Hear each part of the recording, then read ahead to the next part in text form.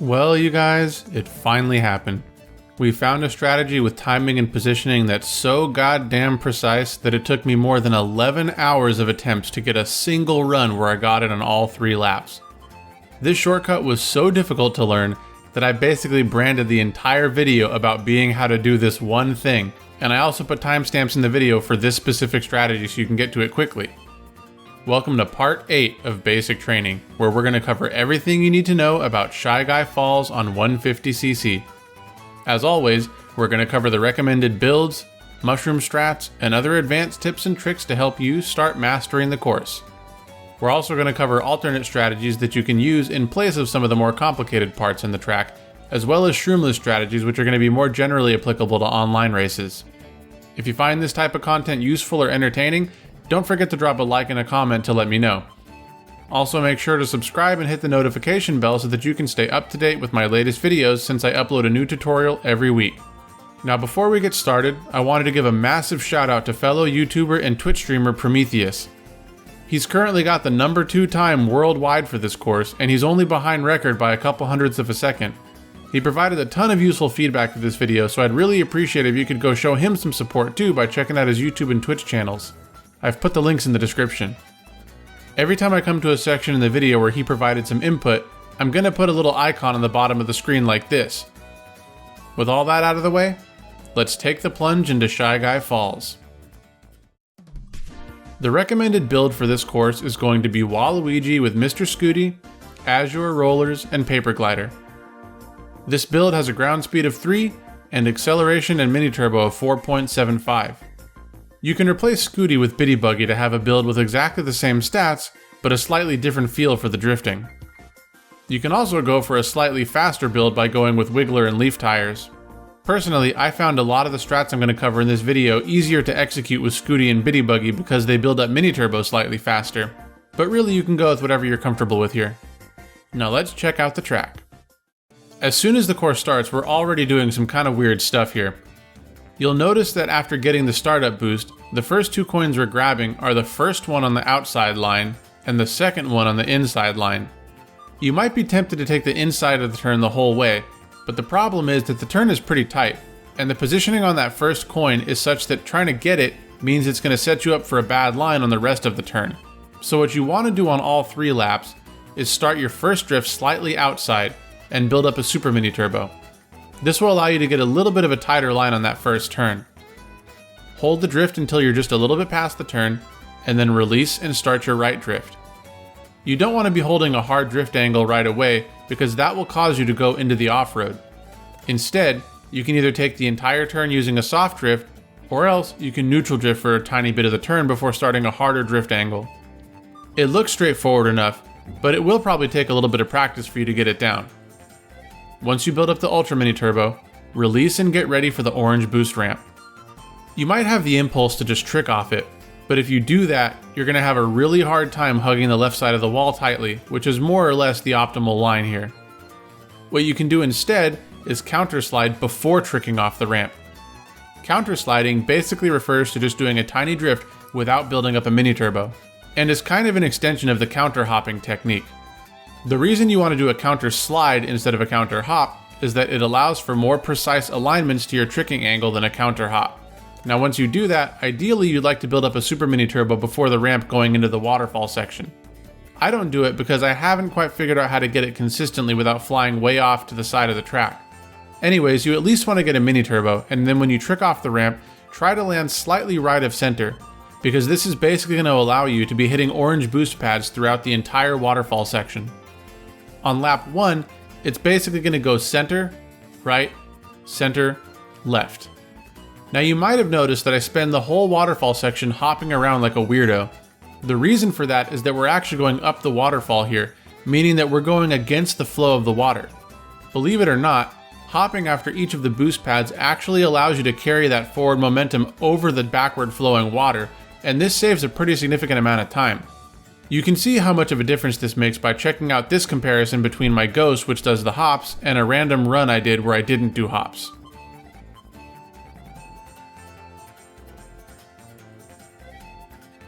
One more thing to point out about the hopping. There's a couple of ways to go about this.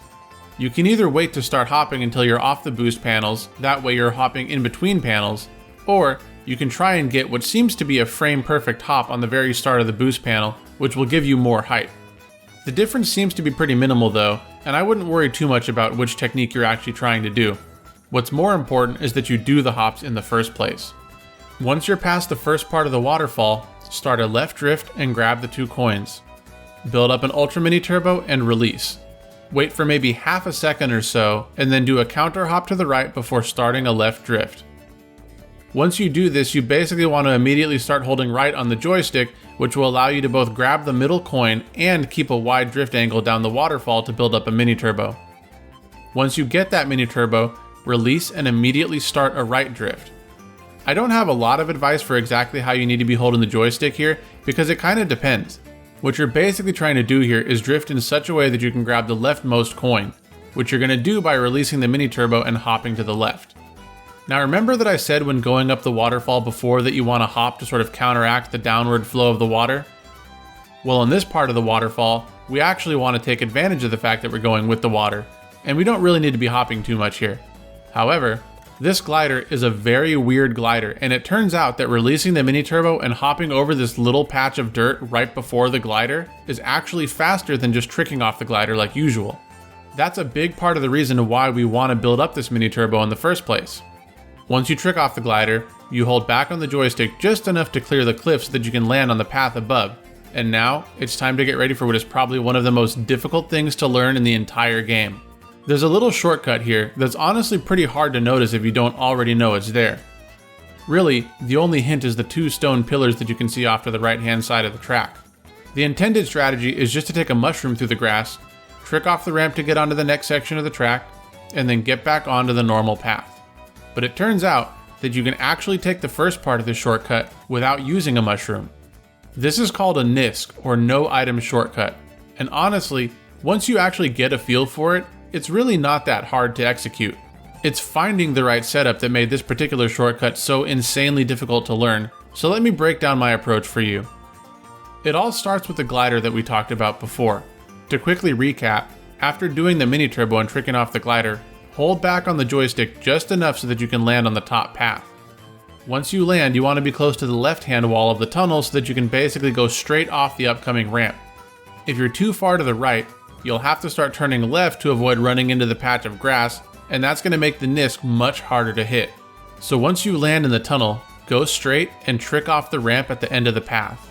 You want to really be no further than the left edge of the rightmost arrow on this ramp. Now this next piece is honestly the most important part of the entire setup, so I'm going to pause the video here for a second. You see this little notch in the grass here, right in front of the rock? Notice its shape. It's essentially like 2 lines that meet at a point. There's a close line which I've colored blue, and a far line which I've colored red. At a very high level, the strategy here is to trick off the ramp and drift until we pass that close line. Then we're going to build up a mini turbo and turn our cart so that it's directly facing the far line. Then we're going to hop right at the far line, which should allow us to clear the grass. Alright, so I know that sounded kind of complicated, so let's take a much more detailed look at the shortcut.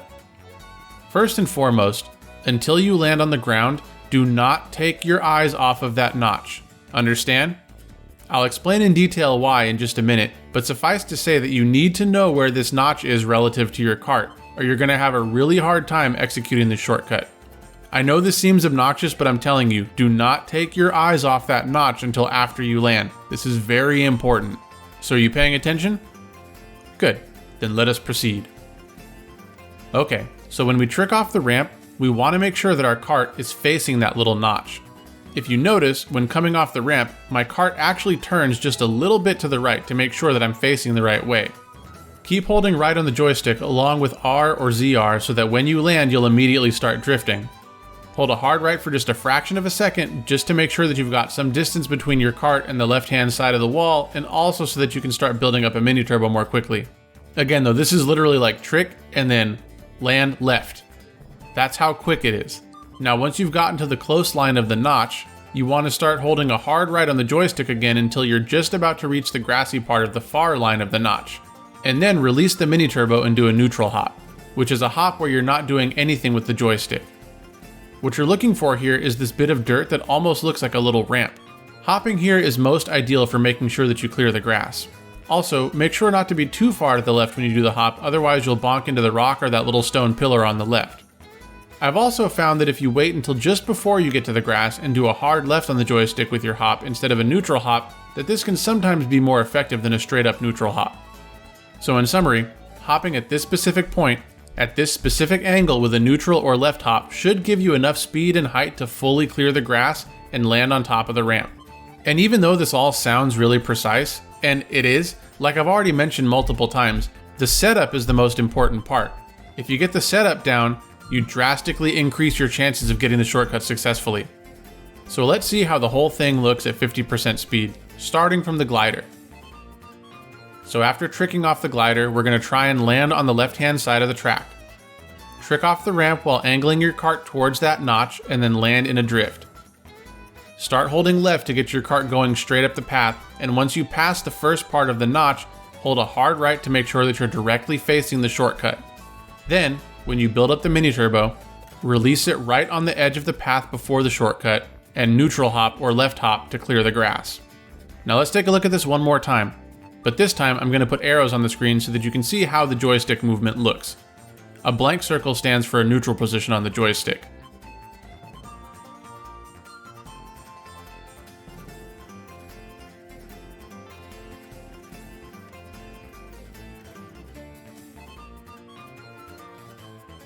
Now, why did I make such a big deal earlier about paying attention to that little notch until after you land? Well, because it's the most important part of the whole setup. There are a couple reasons for this. First of all, it just provides a really nice visual reference point for you to look at while you're trying to set yourself up for the NISC. Second, your cart must be pointing toward that notch after you trick for this setup to work. If it's not, game over. You're almost certainly not going to clear the whole shortcut. So you need to pay attention to where the notch is at to make sure that your cart is facing in the right direction before you even come off of that ramp. The third reason is that you don't want to start holding right on the joystick again until after you pass the first part of the notch. But when you're actually on the ground, you won't be able to see it very clearly. However, if you pay attention to where the notch is at while you're landing, you'll be able to time it a lot better. The rest of the lap is pretty straightforward. Assuming you hit the shortcut successfully, all you need to do is trick off the ramp and do a hard right drift through the entire next part of the shortcut. Keep holding the drift off the ramp, and then as soon as you land, use a mushroom through the last piece of grass here. After building up the Ultra Mini Turbo, release, rinse, and repeat. Laps 2 and 3 play exactly the same as lap 1, except that the position of the boost pads is going to depend on how fast or slow you were on lap 1. So you can watch my run to get a sense of where they're going to be, but you might have to adjust your strategy based on your own pace. Now let's take a look at how all this looks in a full run.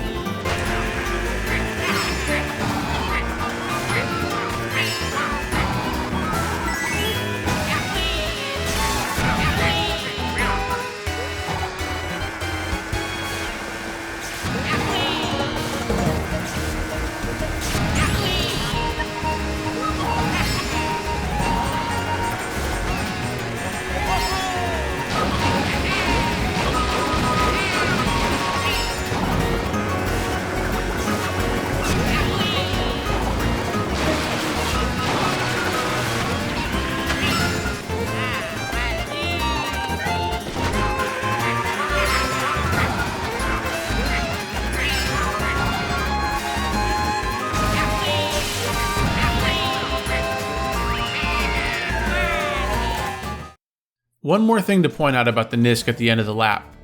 I basically just trick straight off the ramp, but the truly optimal strategy is to do a right drift and then trick off the ramp, similar to how we did the little slide off of the first orange boost ramp. This helps you keep as tight a line as possible for the rest of the lap. It probably isn't too hard to learn after you actually get the shortcut down, but I basically spent all my energy just trying to get the shortcut at all, which is why I don't really do the slide in this video. Now let's talk about some alternative strategies. If you're tired of banging your head against the wall trying to get this NISC, there's actually a few alternative ways to take that shortcut. The first method is to take the lower path, build up a mini turbo around the first turn, and then build up a super mini turbo before the shortcut. If you do it in this way, you can actually use the boost from the super mini turbo to carry you throughout the entire shortcut before tricking off the ramp. This is about a second slower per lap than the optimal strategy, and it's also not particularly useful for races online since for one, it's barely faster than just going around the intended shroomless path, and for two, it makes you super vulnerable to getting bumped or shelled off of the shortcut. The second way you can take this cut is similar to the NISC that I described above, except that instead of doing the so-called full hop method where you clear all the grass before you even get onto the shortcut, what you do is get as far to the left-hand side of the shortcut as possible and then keep drifting onto the grass. You can release your mini turbo right before it runs out and then go off the ramp like usual. Finally, if worst comes to worst, you can always just use a mushroom to take the shortcut, but then you'll have to go around the grass at the end of the lap. And that's everything you need to know about Shy Guy Falls on 150cc. Again, wanted to give a big shout out to Prometheus, who both confirmed a lot of what I already suspected about the mechanics of the track and also explained a lot of tech that I hadn't previously considered or even known was a thing. So again, please show some support by checking out his YouTube and Twitch channels because he's a total boss. Now before we close out the video, I just wanted to point out that finding the setup for this NISC took a really long time. Like I mentioned at the top of the video, I wasn't able to get a successful run until I already put more than 11 hours into the track. And once I got it, I started being able to pretty consistently get runs where I could hit the shortcut on every lap. Now, do I think that you'll be able to watch this video and immediately start hitting the shortcut? No, that's not really realistic. But I do think that if you pay close attention to all the visual cues I pointed out, as well as how the joystick movement is supposed to go, you should hopefully be able to pick up the shortcut much more quickly than I did. And I mean, honestly, that's really the main reason why I spent so much time on this course in the first place. I wanted to make sure that when I put this video out that I could provide as detailed an explanation as possible to help you all out. So if the video did help you out, I'd really appreciate it if you dropped a like and a comment to let me know. I'm especially interested in knowing if the video helped you start hitting the shortcut more consistently. So yeah, definitely let me know down in the comments below because I'd love to hear from you. And if there's something I missed or that you felt wasn't explained clearly enough, let me know that too because I really do try and be as responsive to all of your comments as possible. Thank you so much for taking the time out of your day to do some basic training. I know it was a long one, and as always, I will see you in the next video.